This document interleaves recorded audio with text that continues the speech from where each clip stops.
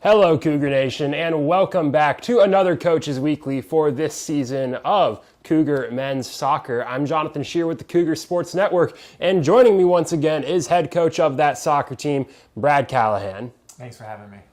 Absolutely, and it was the busiest week of the season for your team so far. We might as well start it off with the elephant in the room.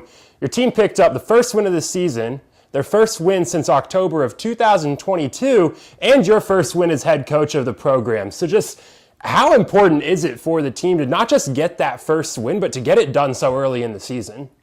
Yeah, I mean, it's important to get the win. That was a game, we were expecting to win, we needed to win, and I thought we played good, played well, and there's still things we could clean up, in that game. Even though we won, I thought it could have been a little bit cleaner in different aspects.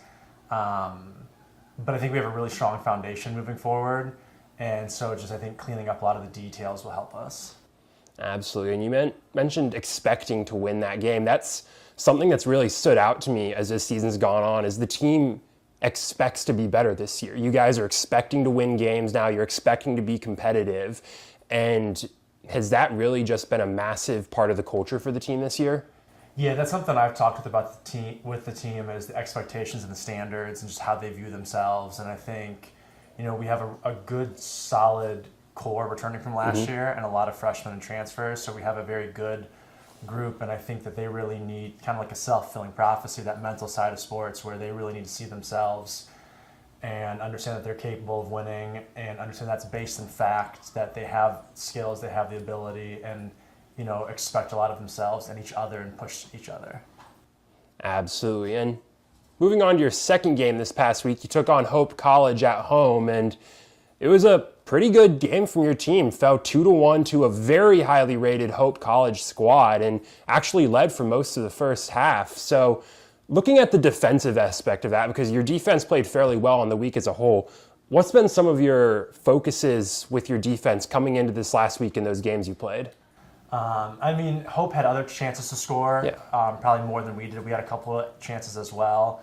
But I was really happy with the guys' resilience, the guys' toughness. I thought at times in the Hope game we're playing too many long balls. We need to connect to the midfield. So that's something we're going to work on at practice today, is really having our midfielders get on the ball and be able to connect to the midfield and then stay defensively organized in all aspects of the field. I think sometimes work smarter, not harder. I want the guys to work hard, but sometimes I think they get a little overzealous and get out of position.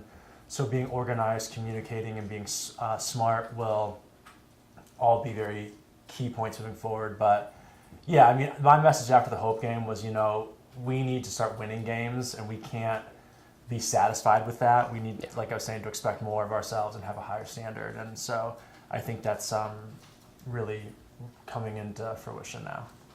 Absolutely. And something else that's kind of interesting moving forward that is the goalkeeper situation.